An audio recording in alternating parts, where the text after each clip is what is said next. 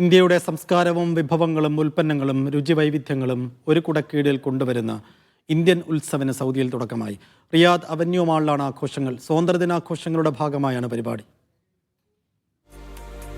ഇന്ത്യയുടെ സംസ്കാരം, വിഭവങ്ങൾ, രുചിക്കൂട്ടുകൾ, ഉൽപ്പന്നങ്ങൾ എന്നിവ ലോകത്തിന് മുന്നിൽ പരിചയപ്പെടുത്തുന്നതിന്റെ ഭാഗമായാണ് ഫെസ്റ്റ് ഒരുക്കുന്നത്. റിയാദ് അവന്യൂ മാളിലാണ് ആഘോഷങ്ങൾ. Indian ambassador doctor Suhel Ajaz Khan Indian ഉത്സവിന്റെ ഉദ്ഘാടനം നിർവഹിച്ചു.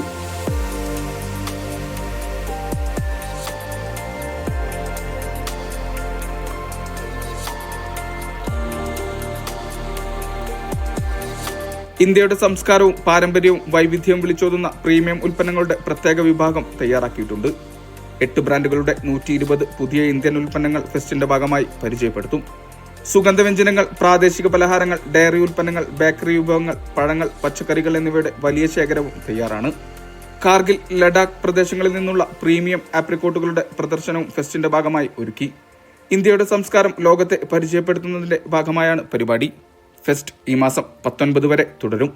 Media 1, Riyadh.